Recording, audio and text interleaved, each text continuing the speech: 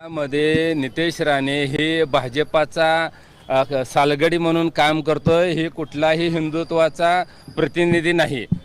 या नितेश राणेला आणि सत्ताधाऱ्यांना महापालिका जिल्हा परिषद निवडणुकीच्या तोंडावरती महाराष्ट्रात हिंदू आणि मुस्लिम जातीय तेढ निर्माण करून हिंदू आणि मुस्लिमांची डोकी भडकवून यांना दंगल घडवायची आहे आणि त्याचा मलिदा खायचं काम करायचं आहे। या ठिकाणी नितेश राणे अजून एक म्हणाला की तुम्ही वेळ आणि काळ सांगा, वेळ सांगा, आम्ही कोणत्याही मशिदीत यायला तयार आहे।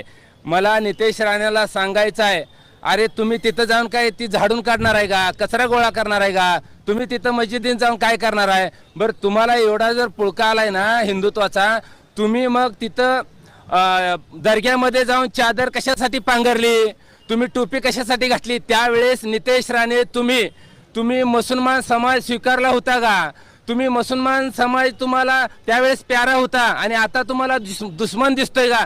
केवळ आणि केवळ जिल्हा परिषद महापालिका डोळ्यासमोर ठेवून सत्ताधाऱ्यांना या महाराष्ट्रात दंगल घडवायची आहे आणि नितेश राणे ही कुठलाही हिंदुत्वाचा प्रतिनिधी नाही। नितेश राणे हे हिंदुत्वाच्या नावावरती बाजार मांडलेला आहे। मंत्री नितेश राणे हे हिंदुत्वाच्या नावावर हिंदुत्वाच्या टाळूचं लोणी खाणारा बोका आहे। नितेश राणे आणि गोपीचंद पडळकर हे दोघे काहीतरी बदलतात आणि महाराष्ट्रामध्ये एक वेगळं वातावरण तयार होतं। मुख्यमंत्री म्हणतात की मुळात ही दोन्ही डोंबऱ्याची औलाद आहे। ही डोंबऱ्याचा खेळ भाजपवाल्यांनी चावी दिल्यावर ही अंगावरचे कपडे देखील काढून नाचकाम करते ती।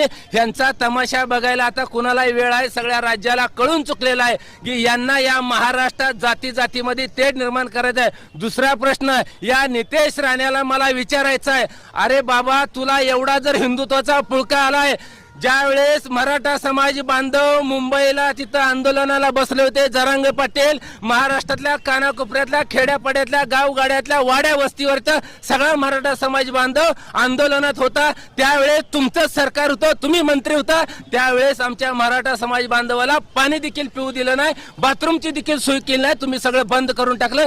त्यावेळेस ह्याच मुसलमान समाज बांधवांनी मस्जिद उघडली आणि त्यांना खाण्याची पिण्याची सोय केली। त्यावेळेस त्यांनी भाऊ म्हणून आपल्याकडे बघितलंय, पण तुमच्या डोक्यात आग आहे, विष कालवलं गेलेलं आहे। जातीवादीचं विष कालवून तुम्ही महाराष्ट्रात दंगल घडवण्यासाठी प्रयत्न करतात। खरं तर नितेश राणे नेमका ही राजकारणामध्ये कुणाची पायदास आहे माहीतच नाही। नेमका ही भाजपचा आहे का, काँग्रेसचा होता का, शिवसेनेचा आहे का, RSSचा आहे? हीच नितेश राणे ते हाफ चड्डीवाल्यांना शिव्या घालत होता। मी मगाशी त्यांचा व्हिडिओ बघितला।